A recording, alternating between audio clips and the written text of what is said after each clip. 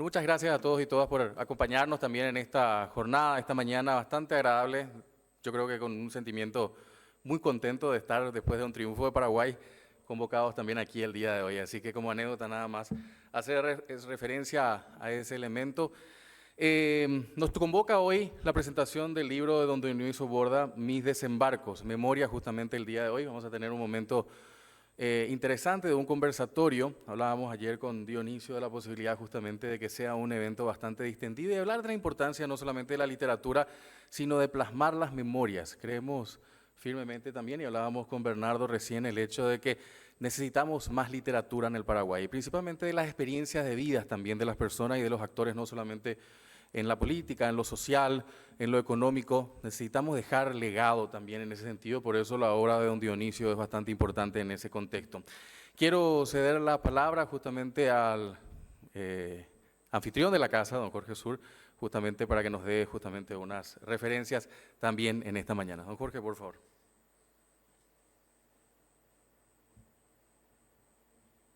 Bueno, buenos días a todos. Muchas gracias por estar acompañándonos acá. Felicitaciones por el triunfo. Estuvimos en la cancha también anoche. Así que gracias a 5 días y por esta posibilidad de tener esta jornada tan importante y tan valiosa para nosotros. Y a Dionisio Borda. Pocas personas se deben acordar ya de tantas cosas que ha hecho en su paso por la vida pública, pero una de ellas fue firmar y dar inicio a la posibilidad de que Paraguay sea miembro pleno en la CAF.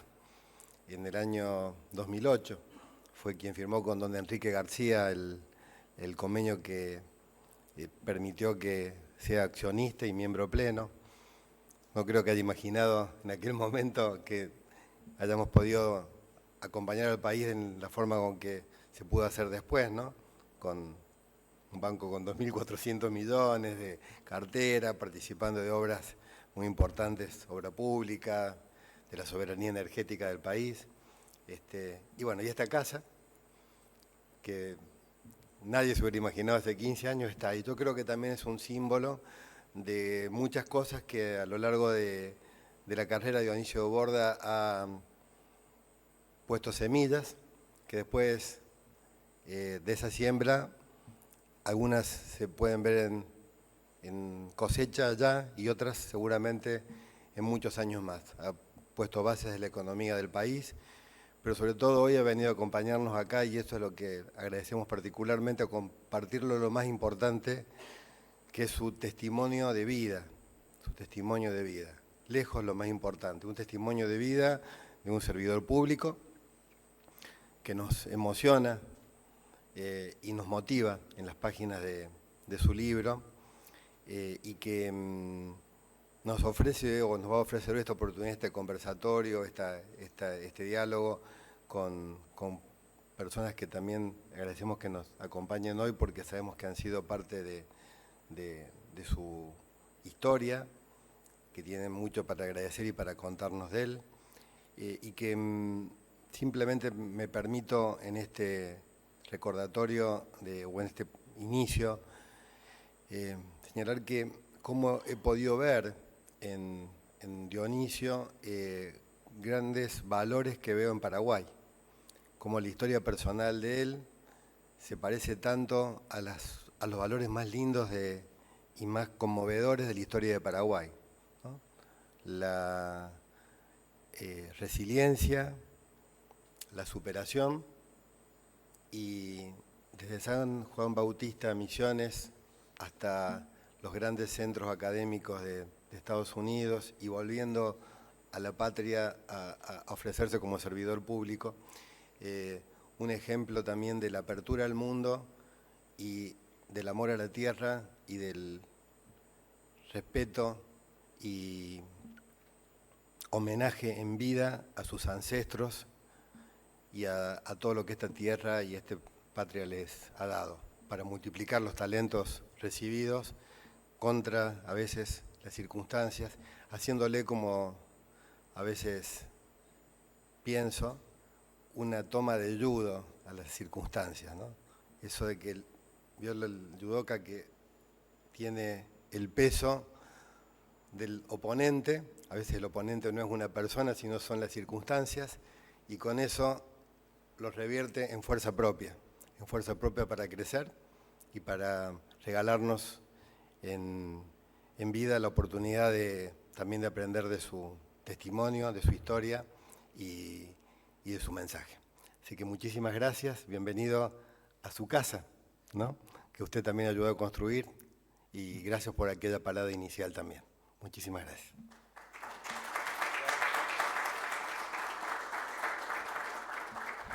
Así teníamos las palabras de don Jorge Eduardo Sur, politólogo, funcionario internacional y académico argentino, anfitrión de esta casa, nos recibe como siempre muy gratamente, un centro realmente, como dice el título del salón, el centro de la integración como tal. Desde marzo del 2022 es gerente regional sur de la CAF, del Banco de Desarrollo de América Latina, y previo a ello desempeñó labores como director ejecutivo alterno en Argentina y Haití en el Banco Interamericano de Desarrollo. Después de estas emotivas palabras, realmente se sintió que salió del corazón. Yo creo que todos los que estamos acá tenemos un sentimiento realmente de admiración por don Dionisio, ¿verdad? Y no lo hago esto como una galantería, don Dionisio. Realmente creemos todos que ha hecho una gran tarea para lo que tenemos hoy en día en el Paraguay. Y creo que va a ser un poco el tema de discusión en este conversatorio con los que estamos el día de hoy aquí presente.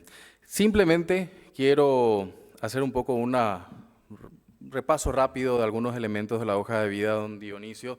Doctor, PhD, máster también en Economía por la Universidad de Massachusetts, Amherst, máster en Economía Agrícola por la Universidad de Wisconsin-Madison de los Estados Unidos, es profesor titular de Macroeconomía 2 y de Microeconomía 1, Microeconomía 2 en la Facultad de Ciencias Económicas de la Universidad Nacional de Asunción, miembro de la Sociedad Científica del Paraguay y socio del Grupo Impulsor de la Universidad Comunera, investigador categorizado de nivel 3 en Ciencias Sociales del Programa Nacional de Incentivo a los Investigadores del Consejo Nacional de Ciencias y Tecnología, CONACYT, fundador y director del Centro de Análisis y Difusión de la Economía Paraguaya, CADEP, fundador y director académico de la Maestría en Política y Gestión Pública de la Universidad Católica de Asunción, y el CADEP desde el 2001. Formó parte del grupo fundacional de investigadores del Global Development Network, es miembro de la Red Sudamericana de Economía Aplicada y fue asesor económico del Congreso Nacional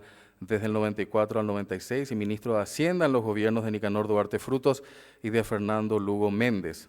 Ha publicado varios libros, capítulos de libros y artículos en revistas especializadas en el país y en el exterior sobre desarrollo económico y política económica, macroeconomía y finanzas públicas, como también mercado laboral y el tema de la pobreza. Nos acompaña en este conversatorio dos personas que también vamos a hacer una referencia. Doña Carmen Marín Rodríguez, miembro titular del directorio del Banco Central del Paraguay, asumió el cargo en octubre del 2022. Estudió en la Pontificia Universidad Católica de Chile, Facultad de Ciencias Económicas y Administrativas, máster en Finanzas, Universidad Nacional de Asunción, la Facultad de Ciencias Económicas, y desde el 2021 al 2022 está dirigiendo la Unidad de Gestión de la Presidencia de la República, estuvo justamente como secretaria ejecutiva también y forma parte de justamente el equipo económico como tal. Y está con nosotros también el reconocido periodista, escritor y docente, presidente de la Academia Paraguaya de Lengua Española y académico correspondiente de la Real Academia Española, vicepresidente del PEN Club y expresidente de la Sociedad de Escritores del Paraguay, columnista hace mucho tiempo también de varios medios y tiene 28 libros publicados, don Bernardo Neri Fariñas. Así que a los tres muchas gracias también por este conversatorio que me gustaría justamente iniciar desde el punto de vista de por qué es importante dejar una memoria, ¿no? Y cada uno un poco desde su perspectiva. Desde don Bernardo, que conoce la literatura, desde el protagonista, don Dionisio Borda, y bueno, doña Carmen también desde el punto de vista de lo que es un poco contar la historia de vida de un actor económico como tal. Me gustaría empezar con don Bernardo, por favor, si podamos. Allí tiene el micrófono.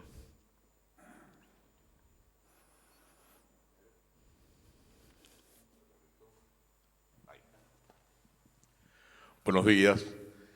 Antes que nada, mi agradecimiento a Dionisio por haberme invitado a este acto. Este libro lo llevo muy dentro mío, por lo que representa en sí mismo y por lo que representa como documento de una historia no solamente personal, sino de una historia personal enmarcada en el contexto histórico de un país, en un momento histórico muy importante, en un momento de la transición a la democracia.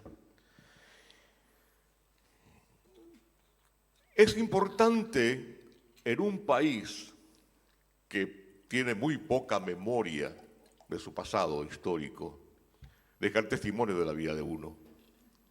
Más allá de la importancia que tenga uno mismo, todas las biografías, las autobiografías, están hechas en un contexto histórico. Y además de mostrar la faceta personal de uno mismo, muestra lo que es el país en un momento dado. Porque lo que hace Dionisio con su libro es mostrarse él como un ser humano y mostrarse él en un contexto histórico muy importante del país que abarca varios periodos, desde su infancia hasta su presente. Desde lo que él fue de niño y lo que él pensó de niño, de lo que él captó de niño, hasta lo que es hoy. El libro de Dionisio tiene para mí 3 dimensiones. La dimensión académica, la dimensión técnica y la dimensión humanista. Esa dimensión humanista que comenzó a gestarse en la niñez de Dionisio, cuando él toma conciencia de su situación y de las injusticias sociales de su entorno. Un niño guaraní hablante instalado en una escuela hispanohablante. El primer choque, el primer desembarco que fue traumático. Pero ese trauma que se crea en ese choque lingüístico y cultural, forja en Dionisio el humanista que será toda su vida. El humanismo que traza su vida de académico y de técnico. Él fue un académico humanista, fue un técnico humanista. Y ese humanismo se forjó desde su propia historia personal. Y es una historia personal que tiene muchos aspectos también didácticos para la gente que rememora las cosas históricas, para los historiadores, para los catedráticos, docentes, estudiantes, y sobre todo para la gente joven, porque también es una historia de superación personal, que es un ejemplo de vida, de cómo ser un ser humano al servicio de los demás. Cómo proyectar la vida personal pensando en los demás. No con el sentido egoísta de que yo voy a ser el mejor, voy a llegar a la excelencia para acceder a las escalas superiores de la vida. Dionisio nos demostró que él buscó siempre la excelencia para servir a los demás. Creo que esta es una gran lección del libro y es la lección que nos deja, más allá de lo literario y de lo histórico, que nos deja la obra de Dionisio Borda. Gracias, Bernardo, por esta primera, justamente, introducción, que me lleva justamente a preguntarle a doña Carmen, ¿en qué circunstancias conoció usted a don Dionisio Borda? Ahí está. Bueno, buen día a todos. Realmente es un placer para mí compartir este espacio y más que nada por algo tan representativo de mi historia personal y también de mi trayectoria profesional. ¿Qué significó para mí? Yo creo que del libro, que es un testimonio de nuestra historia económica reciente, un testimonio de vida, creo que hay mucho para decir, pero yo quiero compartir una anécdota, una pequeña parte de mi historia personal. Yo creo que en el 2008, en la segunda administración ya del doctor Borda como ministro, yo era estudiante de la carrera de economía, estaba en los últimos años de la carrera, y una tarde estábamos caminando por el pasillo de la facultad y vimos un afiche, decía Ministerio de Hacienda, programa de pasantías, 2008, para estudiantes del último año de la carrera. Y me dice mi compañera en ese momento, Carmen, ¿y si intentamos?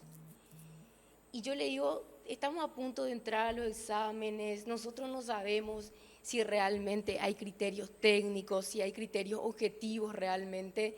Además, ¿cómo vamos a ir? Nosotros no tenemos ningún conocido ahí. Entonces, ¿por qué cuento esto? Para que podamos todos dimensionar el contexto en el que estábamos. Éramos estudiantes de economía con un tremendo sueño de conocer más de lo que representa un Ministerio de Economía y teníamos ahí un espacio para aprender. Pero dentro de esa desconfianza también teníamos la esperanza de entender cómo se toman las decisiones en términos de políticas públicas. Entonces dijimos, bueno, vamos a intentar. Finalmente habíamos aplicado a ese programa, que fue un proceso bastante riguroso, había ciertos criterios que ellos tenían en cuenta, el rendimiento académico, entre otros. Finalmente fuimos seleccionadas y en ese momento era un programa de pasantías de 6 meses. Creo que fue uno de los primeros años, si mal no recuerdo, habrá sido el segundo o el tercero del programa de pasantías. Y obviamente el primer día, me recuerdo perfectamente, el primer día a mí me presentaron un tutor en el Ministerio de Hacienda y estaba el director o el jefe de recursos humanos explicando cuáles eran las reglas de juego y cuáles eran las funciones que íbamos a cumplir. A mí me asignaron en ese momento en la Dirección de Estudios Económicos y ahí empezó mi carrera, mi historia en el Ministerio de Hacienda. Obviamente fui tratando de aprender muchísimo en ese periodo de pasantía, siguiendo todas las reglas de juego. Posteriormente me contrataron en el ministerio, siguiendo las demás reglas fui nombrada hasta que un día yo terminé la carrera de economía y uno como profesional, por un lado, sabiendo y entendiendo de cómo se toman esas decisiones de políticas públicas y el efecto que tiene en el bienestar de la sociedad tomar una decisión de política pública, realmente era extremadamente importante para nosotros y teníamos la curiosidad intelectual de continuar con nuestros estudios. Y era impensable para nosotros financiar un programa en una universidad internacional. Pero no obstante aplicamos. Y cuento esto porque en ese momento, en ese contexto, el ministro tenía una visión de crear unidades estratégicas dentro del ministerio. Una de ellas era la unidad académica. Esa unidad académica trató de diseñar un programa de financiamiento. En primer momento era solamente para los funcionarios del Ministerio de Hacienda en ese momento. Diseñó un programa de becas y yo me acerqué al coordinador y le dije, ¿cuáles son las reglas? A mí me gustaría, bueno, ahí tenés los requisitos, si ustedes aplican, claro que pueden acceder. Entonces con un grupo de compañeros intentamos, aplicamos y fuimos seleccionados para el financiamiento y fuimos a estudiar, volvimos 2 años después, obviamente seguimos toda nuestra trayectoria profesional. ¿Por qué cuento estos 2 elementos? Por 2 cosas y que se detallan en el libro de una manera maravillosa. Yo creo que uno no puede perderse la oportunidad de leer ese libro. Se detallan 2 elementos que para mí son fundamentales. Uno tiene que ver con la meritocracia y 2 tiene que ver con la inversión en capital humano. Y decía el doctor en su libro que el capital humano es de primera en términos de importancia cuando pensamos en políticas públicas, porque eso impacta en la productividad económica. Pero por otro lado también genera oportunidades para los jóvenes. Entonces yo creo que este libro es una fuente de inspiración por un lado, para la apuesta a la formación académica. Esa unidad, de hecho, dio el primer paso para lo que hoy es Becal. Esa unidad solamente fue creciendo. Hoy le da oportunidades a miles de jóvenes que quieran apostar por la formación académica. Entonces, me quedo acá, pero hay realmente muchísimo para decir en términos del efecto que tuvo toda la historia de vida y el testimonio que se detalla en este libro, el efecto que tuvo en la política pública. Después también, no quiero perderme la oportunidad de entrar un poco más en detalle de cómo se gestaron todas las reformas y qué hay detrás de las reformas, porque detrás de una reforma hay una idea maravillosa, esa idea puede quedar en el cajón si es que no logra consenso. Entonces, paso a paso se detalla y yo realmente entendí y comprendí mucho mejor de nuestra historia después de haber leído este libro. Gracias, doña Carmen Marín. Quiero pasar justamente ahora para hacer una especie de liazón. Estamos justamente viendo elementos tan conectados unos con otros. Don Jorge hablaba justamente de lo que ha sido la experiencia de vida, cómo van impactando ciertas cuestiones, el caso de las decisiones de don Dionisio para que doña Carmen pueda salir. Y ahí volver un poco, aparte de don Bernardo hablaba justamente de la importancia de dejar el legado. Don Dionisio, el tema justamente de la educación. Usted no tuvo la suerte que tuvo doña Carmen justamente de tener un programa como tal. Hablemos un poco de lo que ha sido la importancia de la educación en su vida.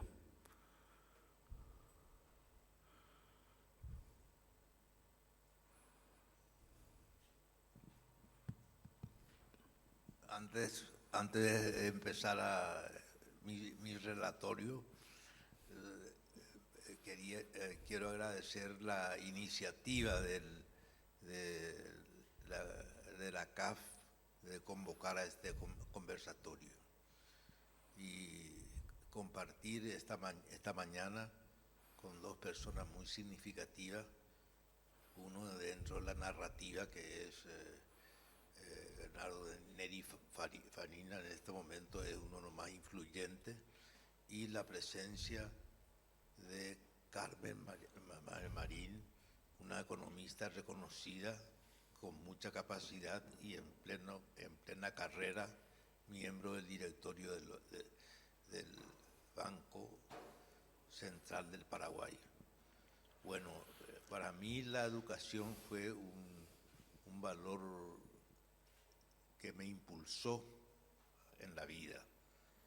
Y esto fundamentalmente traigo de los valores que recibí en la familia. En la familia era importante, primero, el trabajo honrado. Segundo, el concepto de la dignidad. La dignidad es innegociable. Tercero, dedicarse a la educación y con el sentido de perseverancia. Entonces, esto sembró muy hondo en mí como una motivación para estudiar. Y ya siendo joven y empezando la primaria, me fue muy difícil, como comenta acá Bernardo, aprender otro idioma. Y empiezo contando una anécdota. En el primer grado, la única materia que podía comprender era la matemática, y el resto me era totalmente ajeno a mi mundo guaraní. Y ocurre que un día la profesora me dice, acá ensuciaste el guardapolvo de un compañerito tuyo. Y eso no ocurrió. Y entonces yo le hago una defensa, pero frenética, de que no fui yo, pero hice en guaraní. Entonces la directora me mandó, castigó a la dirección por ser guarango. Entonces, y eso no acepté, tuve que ir afuera del colegio, y después, a través de una tía, regreso al colegio para ser reincorporado. Entonces, de ahí yo me propuse como metas, y empujado también por la familia, y acá tengo presente un ex compañero de colegio que me honra hoy con su presencia, y sabe bien, conoce bien mi familia, y hice un esfuerzo y dije que la llave para mí es la educación. pero la educación es un esfuerzo de largo plazo. Y con esa convicción, ya siendo niño, dije, yo debo concluir esta carrera que voy a empezar, esta maratón, yendo a una universidad del primer mundo. Y eso era una motivación fuerte para mí. Terminé siendo mejor egresado del colegio. Vine a Asunción, no conocía Asunción, entré en el mundo del trabajo informal, fundamentalmente como en un taller de reciclado. Y de allí comienzo una carrera de la agronomía, pensando que la agronomía era una llave para el servicio público, pensando ya en eso. Pero al mismo tiempo me atraía la economía, no por el principio de cómo se forma la riqueza de Adam Smith, sino por qué ocurre la pobreza. Yo quería saber y cómo superar la pobreza. Y estudié con esa motivación en agronomía y volví a salir mejor egresado. Y de allí ya mi decisión fue, ahora tengo que dar un salto en la Universidad Americana. Me encontré otra vez una nueva lengua que tenía que aprender.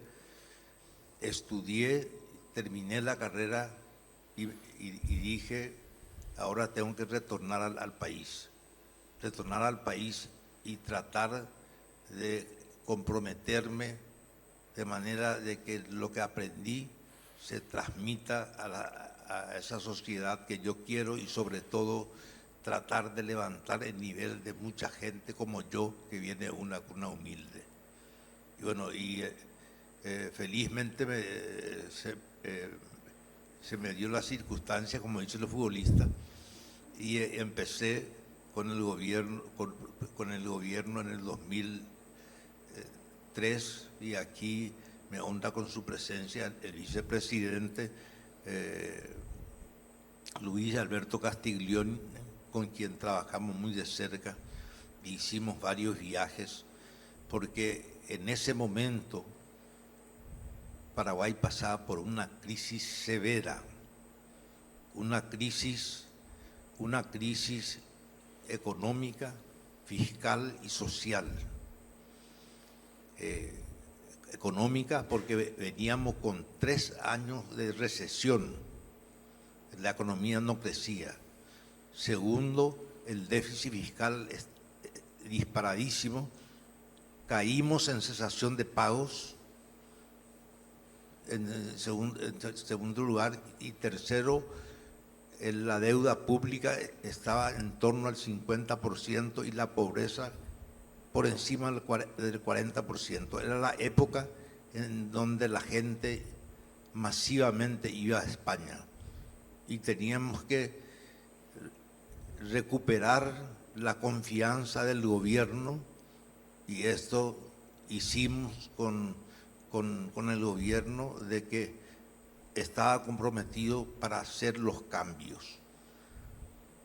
Previo a esta experiencia, el país no pudo lograr 2 acuerdos con el Fondo Monetario.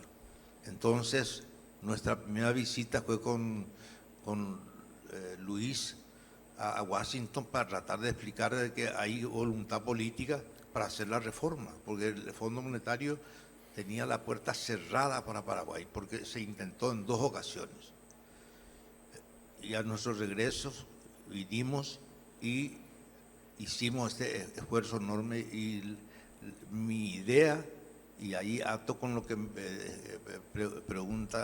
estaba preguntando Juan Pablo, por qué yo jugué a la educación. Yo decía que la educación me va a permitir acceder al conocimiento, pero al mismo tiempo devolver mi conocimiento a la sociedad, porque mi objetivo es que la gente viva mejor, que salga del nivel de vulnerabilidad. Entonces, hicimos el primer pacto social Y eso está registrado entre la sociedad y el Estado, donde se firmó con el sector privado, con la sociedad civil, con la clase política y el gobierno, 7 reformas.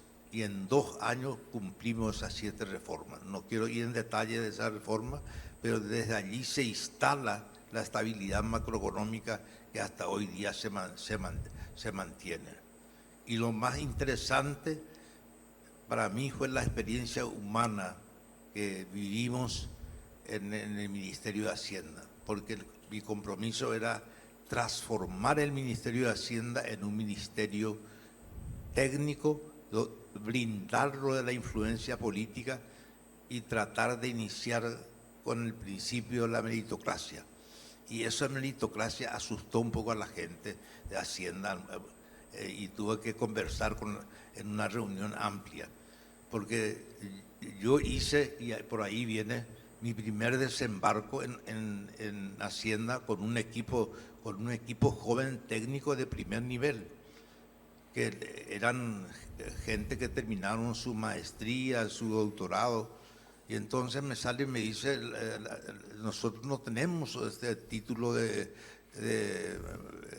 doctorado ni maestría. Yo le digo, meritocracia no quiere decir que hay que tener título, hay que hacer bien el trabajo y hacerlo con honestidad. Acá no se permite otra acción que no sea el servicio a la gente. Esa fue un poco mi primera experiencia y una forma de devolver el conocimiento que adquirí a través de la Universidad Americana. Dejo acá y después seguimos. Seguimos porque tenemos todavía una ronda de preguntas. La dinámica es justamente poder rescatar un poco las experiencias a través de estas preguntas que vamos formulando. Don Bernardo, si toma el micrófono y nos comparte un poco unos comentarios sobre la gestión pública de Dionisio. La gestión pública de Dionisio estuvo marcada por ese concepto del cual habíamos hablado al comienzo, el humanismo. ¿Qué significa eso? Pensar en el ser humano.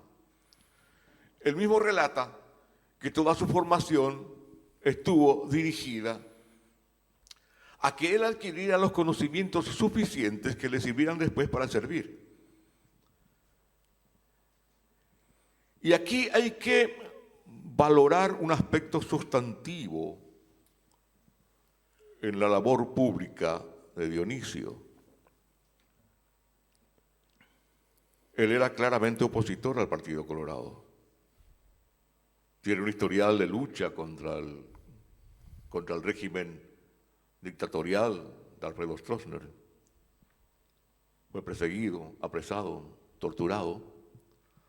Y entonces él no tenía en su interior, en su ser interno, una buena relación con ese partido que en gran medida había arropado al dictador. Y una de las primeras sorpresas para nosotros en aquel tiempo era saber que Dionisio iba a ser ministro de Hacienda de un gobierno colorado. Como dicen los chicos, no les voy a spoilear a quien no leyó el libro todavía cómo fue el proceso que narra Dionisio de hacer el acercamiento con el doctor Nicanor Duarte Frutos. Pero es apasionante ese pasaje de su vida, porque demuestra que él, a pesar de sus sentimientos o los sentimientos encontrados que podía tener respecto al ofrecimiento que le hacían para ser ministro de un gobierno colorado al cual él era opositor, por lo menos mentalmente interiormente e internamente. Él cuenta un spoiler chiquitito. Él cuenta que consultó con su familia, que era de raigambre liberal. Y en aquel tiempo todavía se respetaba eso de la división hemipléjica entre liberales y colorados. Eran dos mundos diferentes. Hoy ya no tanto. Bueno, en aquel tiempo sí, todavía. Más todavía de un núcleo regional muy fuerte, el grupo misionero, San Juan Bautista de las Misiones, donde la raigambre liberal de su familia era muy fuerte. ¿Cómo tomaría su familia el hecho que él accediera a ser ministro de un gobierno colorado? Era todo un dilema. Y ahí aparece el Dionisio que trasciende cualquier interés de tipo político, ideológico, de lo que sea. Y aparece el ser humano, el humanista. Yo estoy en condiciones de servir a mi patria. Él no fue a prenderse un pañuelo colorado para ser ministro de un gobierno colorado. Él fue a ser un ministro para la patria. Eso es una gran lección que nos deja Dionisio Borda, que la patria está por encima de cualquier política o de cualquier sentimiento político, de partido político, o de cualquier postulado ideológico. Gracias, Bernardo. Le paso la palabra a doña Carmen Marín. Hablando un poco justamente ya desde el punto de vista más profesional, ¿no? ¿Qué representa don Dionisio para la profesión y un poco una experiencia ya en su gestión como ministro? Yo creo que esa pregunta es bastante amplia por varias razones. ¿Por qué digo? Porque yo creo que hablar de Dionisio Borda para nosotros, en nuestro ámbito como economista, sociedad civil, en todos los sectores, nos lleva a hablar de las reformas, nos lleva a hablar de la estabilidad macroeconómica, mirar hoy nuestra historia, mirar nuestros resultados en términos económicos. Creo que para mí eso es lo que representa. Y la pregunta es ¿por qué? Nosotros hablamos muchísimo de las transformaciones institucionales que hay que hacer, hablamos mucho de las reformas, de qué clase de reformas, de por qué son importantes las reformas, pero en este libro hay un testimonio concreto de que uno puede tener, por un lado, las mejores ideas en términos de reformas. Sabemos que estas son las 3 mejores ideas, no voy a entrar en detalle, estas son las 3 mejores ideas que van a tener un impacto de acá en adelante en nuestro país. Pero la primera pregunta es, ¿cómo hacemos para que esto se apruebe? ¿Cómo hacemos para que se inserte, esta idea sea insertada en nuestro sistema institucional? Independientemente a que sea una ley, un decreto, una resolución ministerial, sea lo que fuere, detrás de esa idea fantástica hay que generar un consenso.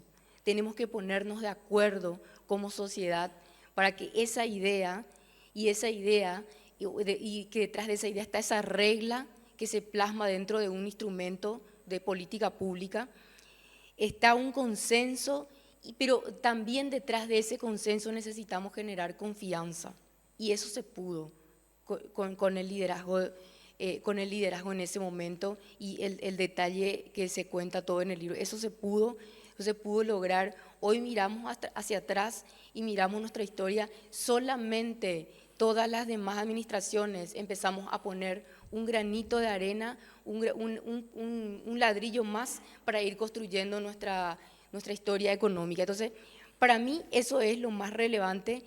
Y otro elemento también, él acababa de mencionar que generó mucha resistencia dentro del ministerio. Yo viví esa época, claro que generó mucha resistencia.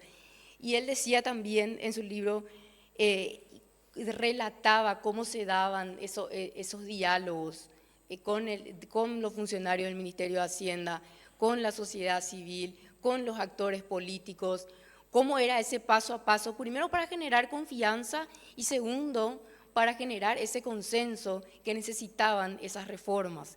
O sea, internamente, claro que generaba una complejidad en términos de relacionamiento, insertar un concepto de meritocracia. Y él lo decía en su libro, cómo relataba y cómo explicaba a los sindicatos, que uno genuinamente genera una conmoción cuando hay una transformación estructural importante. Entonces, decía él, pero no se trata acá de tener credenciales, sino de todos los títulos universitarios, sino se trata del desempeño del funcionario con eficiencia, se trata de la integridad, pero más que nada que el servicio, que nuestra función sea la más eficiente para que el servicio a la ciudadanía o que ese servicio cumpla el objetivo en términos de bienestar. Y paso a paso se va relatando eso. Y otro elemento importante también son los diálogos con la sociedad civil, los diálogos con los actores políticos. Y de hecho, yo siempre miraba los antecedentes, mucho leí de los antecedentes de cómo se gestaban esas reformas. Y recuerdo uno en especial que tiene que ver con los cambios en la seguridad social, en la caja fiscal, que siempre valoro por la complejidad que implica conversar ese tipo de cosas. Y vi el primer documento que salió del ministerio, creo que fue en el 2003, si es que mal no recuerdo, y había una idea mucho más ambiciosa de lo que finalmente fue. Y creo que de eso se trata. Esa idea que finalmente salió es la que generó un consenso y es la que generó esa regla de contribuciones a la seguridad social, esas reglas que se generaron a partir de los cambios en el sistema tributario y que hoy permanecieron en el tiempo. Logramos que esas reglas queden y generaron estabilidad. Entonces la pregunta, ¿cómo hicimos? ¿Cómo pudimos generar? Que es la pregunta más importante y que debe despertar nuestro interés porque siempre tenemos que participar de la gestión pública. Y todas las preguntas, quiero decir, las respuestas están en ese material. Gracias, doña Carmen. Quiero hacer una última ronda justamente en torno a la importancia de un material como este y pedirle al autor que nos comente y nos comparta, porque posterior a este evento vamos a salir seguramente a llevar un libro y poder disfrutar el fin de semana o en un tiempo prudencial para digerir un libro que es muy importante. Insisto en la idea y luego le voy a dejar a Bernardo que nos dé una reflexión sobre por qué es importante dejar las experiencias plasmadas en escrito. Pero, don Dionisio, ¿por qué el nombre? ¿Y cuál es el propósito de este material al final?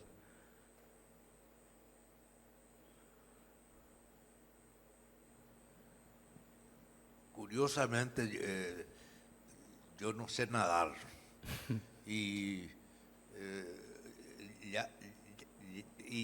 le di el nombre de mis desembarcos. Entonces para mucha gente, esto es una contradicción, pero yo usaba el término de desembarco cada vez que encaraba un proyecto que me significara un desafío y en donde sabía que tenía que hacer el esfuerzo para lograr el objetivo.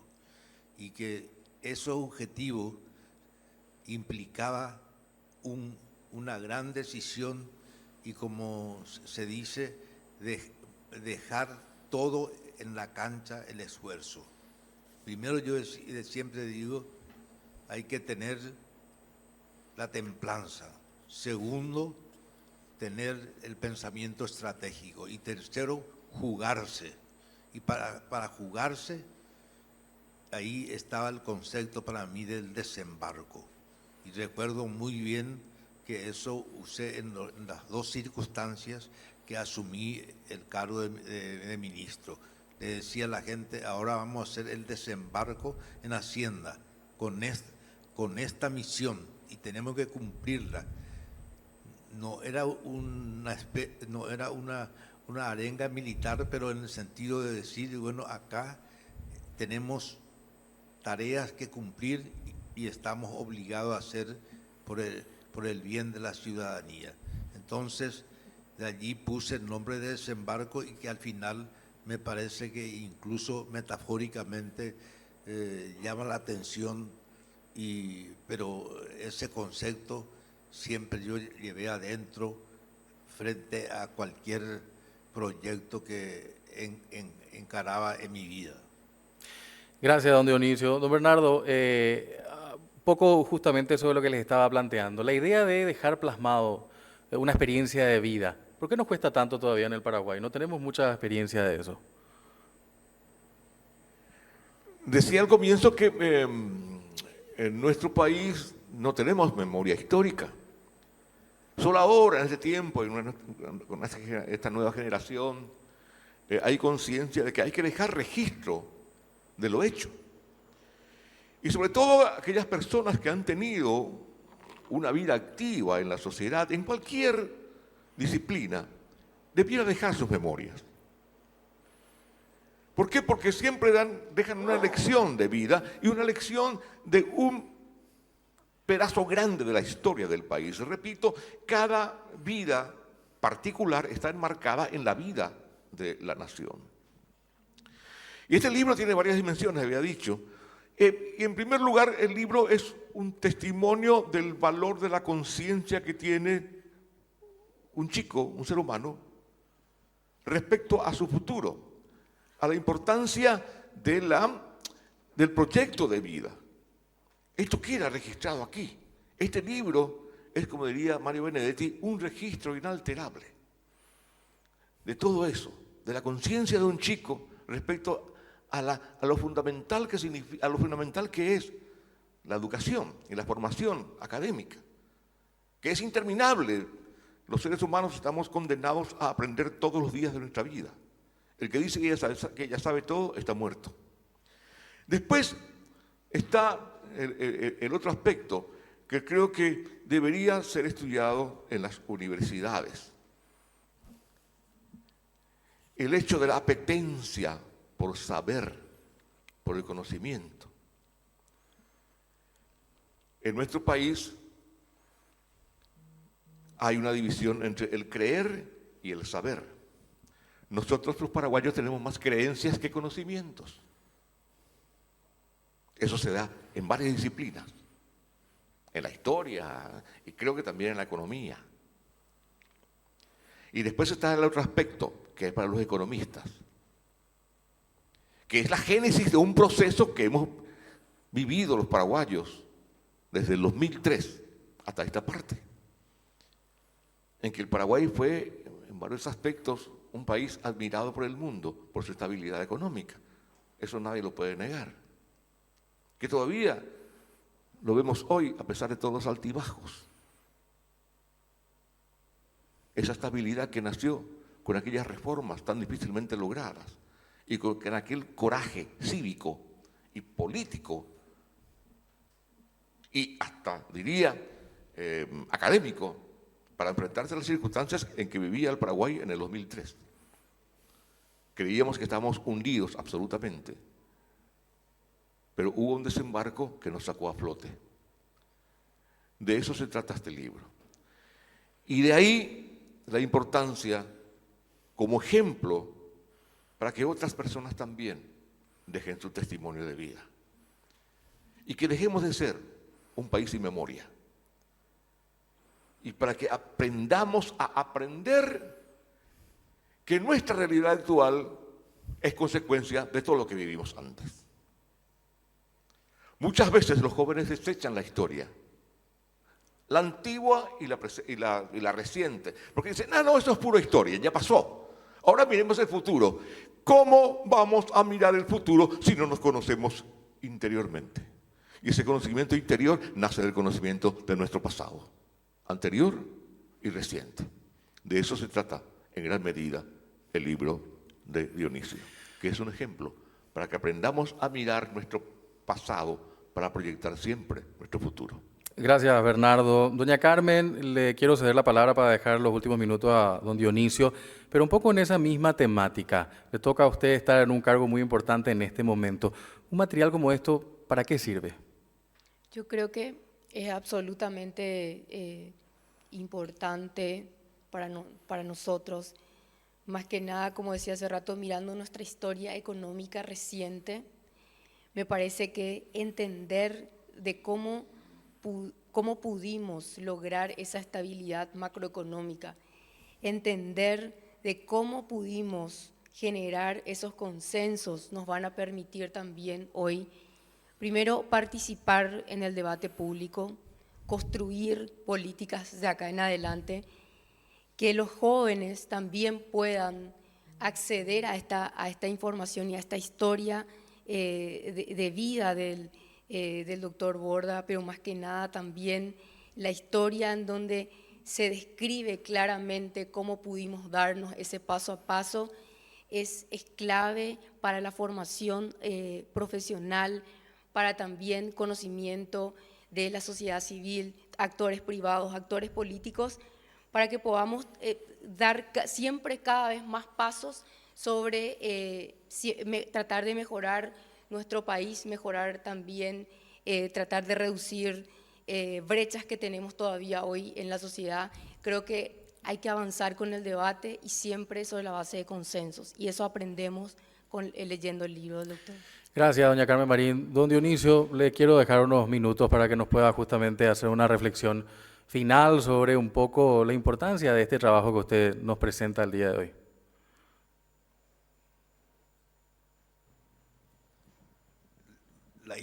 La intención de escribir mis memorias me fue difícil al comienzo, pero mis amigos, mis colegas, mis exalumnos me convencieron de que tenía que dejar por escrito no solamente la gestión pública, sino también mis vivencias personales. Me decían, ¿de dónde salís? ¿Qué hiciste? ¿Cómo llegaste? Y contarnos tu gestión en la función pública. Y revelé en el libro muchos aspectos de mi vida que ni siquiera mis amigos más íntimos no conocían, empezaban a descubrirme. Yo le digo, bueno, usted me pidió en la memoria y me cuesta mucho mirar el retrovisor y a revivir esto, pero lo hice con mucho cariño y pasión para dejar ese testimonio. Entonces, yo lo que quiero entregar un mensaje con esta memoria fundamentalmente a la nueva generación. Yo confío en los jóvenes y los jóvenes tienen que confiarse en sí mismos y apostar a la educación. La educación es la llave que te impulsa hacia adelante, primero para ingresar en ese mundo fascinante que es el conocimiento, y segundo, que el conocimiento sea un vehículo para volcar el esfuerzo a favor del país. Entonces, ese es una motivación fundamental, apelar a los jóvenes que el servicio civil, el servicio público es noble y vale la pena apostar. A través del servicio público se construye el bien común, así como desde otra perspectiva, pero es importante jugarse en la formación académica, jugarse por el país desde el servicio público y de manera tal a que quede huellas en la vida de lo que uno ha podido hacer por su país. Entonces, esa fue la motivación y al final apelo en los últimos capítulos y digo, Estado y sociedad ha pactado reformas importantes frente a la crisis. Hoy el desafío es transformar la economía y dar el siguiente salto. Empezamos con el grado de inversión, pero ahora tenemos que dar un gran salto hacia el desarrollo económico. Y el desarrollo económico, según mi manera de ver, significa, primero, aumentar la productividad y la diversificación productiva. Segundo, cuidar el medio ambiente y la biodiversidad. Tercero, a mi manera de ver, es que tenemos que transformar el Estado en general, no solamente las instituciones de carácter económico, sino también todo el sector público en una entidad eficiente, transparente, que rinde cuenta y al mismo tiempo disminuir la brecha de la desigualdad y la pobreza. Y por último, digo y apelo de que como muchos organismos internacionales lanza y los otros países lanza ese mensaje que es importante la prosperidad compartida, importante el crecimiento inclusivo y sostenible. Estos son retos que tenemos en adelante. Me están gustando enormemente los documentos que están saliendo de los organismos internacionales y estoy leyendo con mucho interés.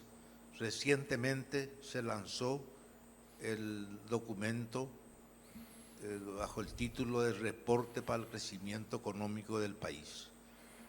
Ese documento me parece valioso y tenemos que difundirla, así como también otras instituciones tratan no solamente de hacer asistencia técnica, sino asistencia fundamentalmente de conocimiento para que podamos aumentar nuestra posibilidad de mejorar el debate público. Gracias, don Dionisio. Quiero un aplauso.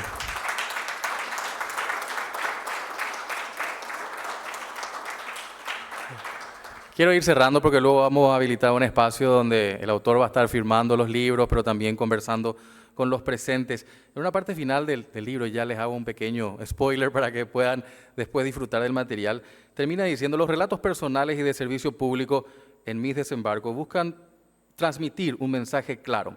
Vale la pena comprometerse con el bienestar de nuestro país. Para ello es crucial promover una cultura inclusiva que respete y celebre nuestra diversidad y deje atrás las prácticas políticas vacías, además de superar la degradación de la representatividad parlamentaria, así como combatir el autoritarismo y la influencia de la narcopolítica. Impulsar un Estado regulador que promueva una competencia genuina y proteja a los ciudadanos de los abusos del mercado y fortalecer a fin de entregar los servicios públicos universales para todos y todas. Construir esta sociedad más justa, solidaria y próspera para sus habitantes requiere una ciudadanía organizada que incorpore a las nuevas generaciones y en conjunto luchar por el bien común y hacer realidad. ¿Qué cosa? Un Paraguay deseado y posible. Muchas gracias. De vuelta, un fuerte aplauso